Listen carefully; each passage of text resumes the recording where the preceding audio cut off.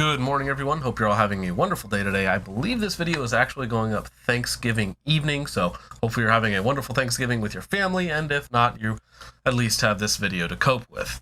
Now, today we're going to be talking about the Vector Paragon 1x16. This is a prism optic, a 1x prism optic, and perhaps one of the best on the market. Now, of course, if you want to help me out personally, go ahead and like, share, and subscribe, as that is all free and does help me out quite a bit. On top of that, go ahead and comment your favorite Thanksgiving dish in the comments down below. Getting into specifics on the Paragon 1x Prism, it is of course a fixed magnification 1x prism, which is very good for people who have astigmatisms or otherwise can't really use red dots or holographic style optics. This does give them a 1x option that in this case is very good.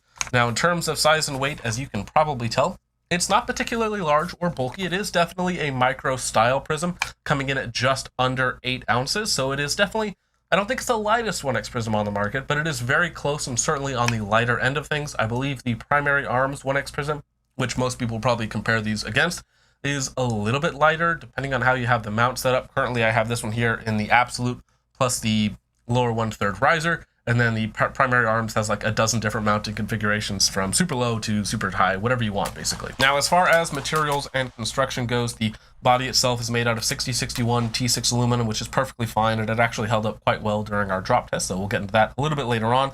If we talk about the mount for just a moment, the mount is one area that I was a little bit skeptical about it because it didn't look all that confidence inspiring. However, it does use dual cross bolts. They're not the largest cross bolts out there, but they are at least adequate, and the fact that there is 2 of them does give me a little bit more confidence in the mount itself.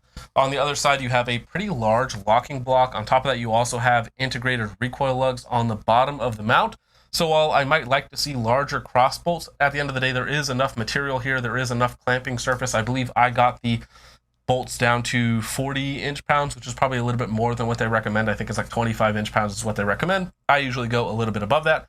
Now, very nice, this mount is T1/T2 compatible. So if you want to throw this on a stupid high riser like the Midwest Industries night vision height back there, you can absolutely do that, and you can have a 3-inch tall prism if you wanted to do something like that. On top of that, it's obviously compatible with low mounts and anything in between. Again, anything T1, T2 related, this will fit on, which is a very nice feature, something that I actually prefer to the primary arms mini ACOG style mounts. T1, T2 mounts are a lot more common, easy to find, and less expensive. Now, getting into controls and adjustments on the optic itself, we of course have exposed, windage, and elevation. The increments themselves are in 1 MOA increments. Some people will not like that. However, it absolutely does not matter whatsoever. That means that there is a maximum error of 0.7 MOA through some magical math calculations that you can do, and some people have done that for me in the comments down below in the past. That's the only reason that I know that. Again, not really a big deal. That is, again, 7 inches at 1,000 yards. That is absolutely nothing. Will never make you miss a shot. The reason you miss a shot with this is not because of the adjustments, it's because you suck. Now, on the illumination settings, this does have a side-loading 2032 battery, which is perfectly fine. I couldn't find the rated battery life. However, I've had this for a month or 2 at this point, and it hasn't died yet, so that's a good sign. You do have, of course, plus and minus buttons for adjusting your brightness. You have no night vision settings. As far as I can tell, they get very, very dim to where you basically can't see them unless it's in complete pitch darkness, but it also gets bright enough, what I would consider to be a daylight bright. Again, very similar to what you're going to find on the primary arms 1x and 3x prism. It is very nice, very bright, not quite red dot bright, but as you guys have probably seen through some of the POV footage, definitely provides a very good level of contrast. Now, last thing on the body itself is, of course, have a rear diopter for adjusting the reticle to your eyes. Now, on a 1x prism, you can also use it to adjust the 1x image itself to make that 1x look as natural as possible, because, of course, this is only a 1x optic, so you want to make sure that that 1x looks as flat, as natural as possible. So I have it set a little bit further back than I usually would. The reticle still looks very nice and sharp, but also the image itself looks nearly perfect 1x. Now, getting into glass quality, eye relief, eye box, field of view, all of that.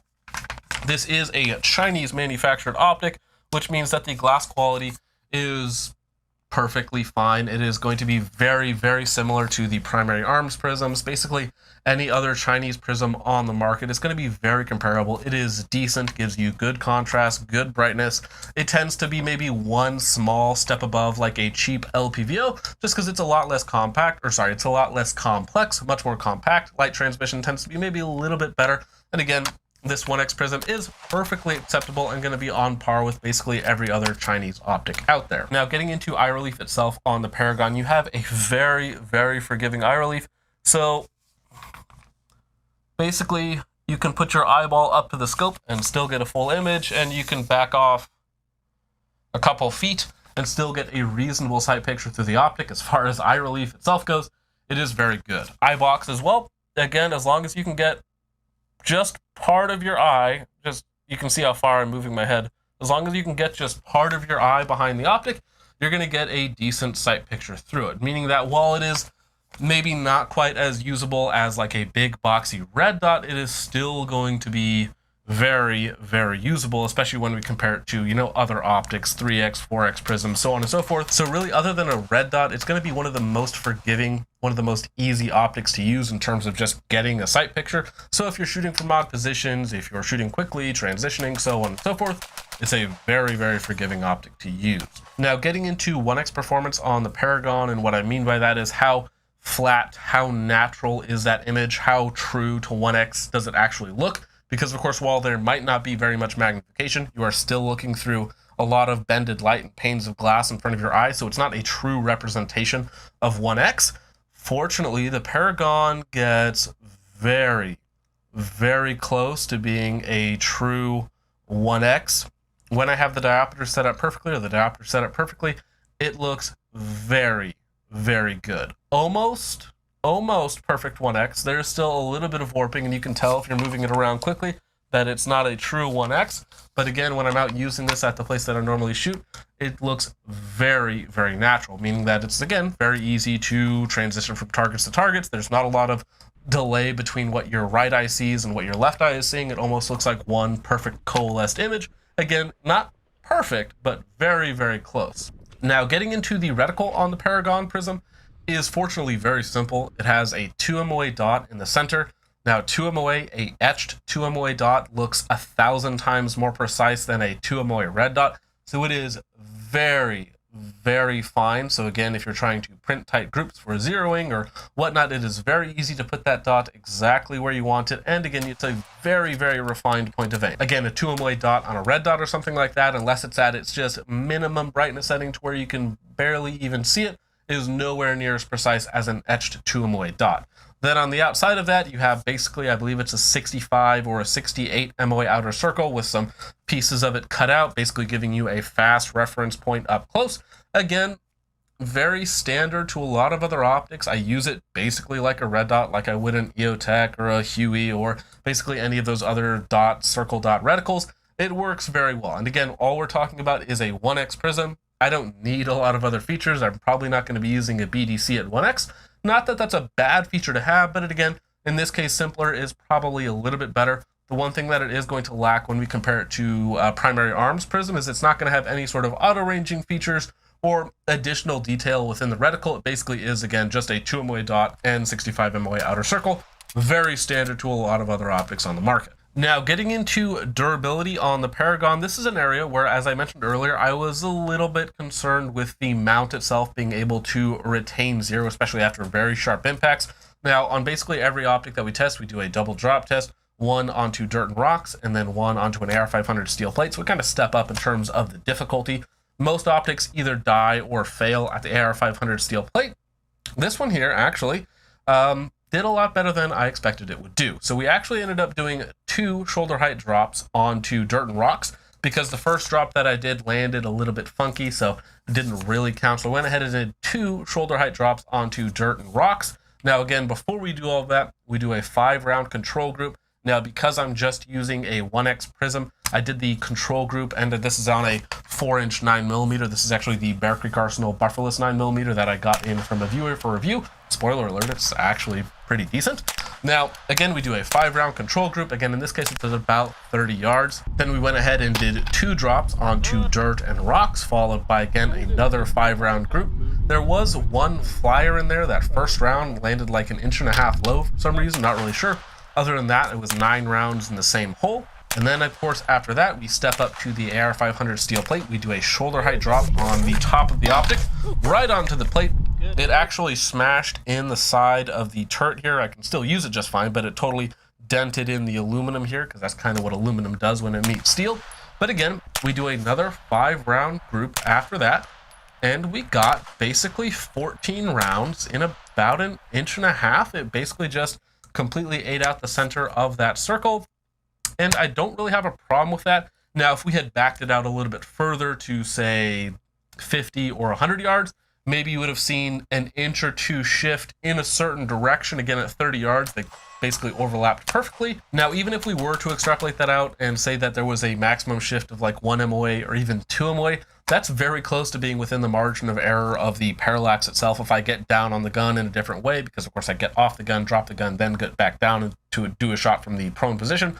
So again, 1 to 2 MOA shift maximum, or basically no shift in 0 whatsoever. And of course the optic is still usable. It didn't die. The mount itself did hold up just fine. And if you did want to switch out the mount, in this case, I don't think you need to. It passed the drop test perfectly. But if you did want to switch the mount out to something lower, taller, so on and so forth, you can do that quite easily again, because it is a standard T1 T2 style mount. Now, as I mentioned earlier, I've had this optic for a little while now. I've used it on the 5.56 Mark III behind me with the weird skeletonized stock. That will be a future video at some point. I've used it on, of course, this Paragon Arsenal 9mm bufferless system for about 500 rounds of 9mm now. Right now, we're a little bit under 1,000 rounds on the Paragon, but with the drops and everything else, I think that we're at a decent point to talk about it. And as far as performance goes, as I mentioned, the 1X, when you get it set properly for your eyes, distance away from you, diopter, all of that sort of fun stuff, the 1X is very good.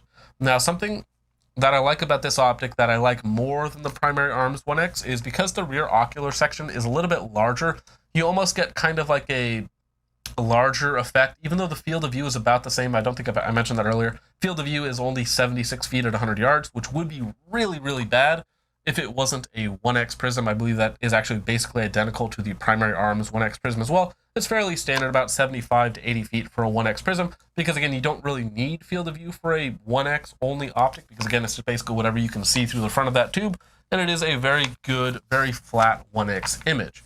Now again, because the rear ocular section is a little bit larger, it has the appearance of that larger image, more light transmission. I'm not really sure what the actual effect of that is, but it makes the image itself, even though it's the same image, maybe look a little bit better. So kind of like going from a 18-inch monitor to a 32-inch monitor is the effect. Even though it's the same image, it looks bigger and it looks a little better, a little natural, more natural in my opinion. So again, I do like this 1X performance actually more than what you get off the primary arms 1X. So as far as performance goes, it's really good. I don't really have much to complain about at all. Now, the main downsides to this 1X Prism are going to be that it is a 1X Prism and you can get basically the same performance out of a red dot, and a red dot is going to be a little bit easier for most people, much better battery life, brighter illumination, so on and so forth. But again, it's really going to depend on what you're looking for. If you're somebody who needs a prism for your astigmatism or something like that, then it is a good way to go, and this is a very good option. I'm very happy with, again, its performance.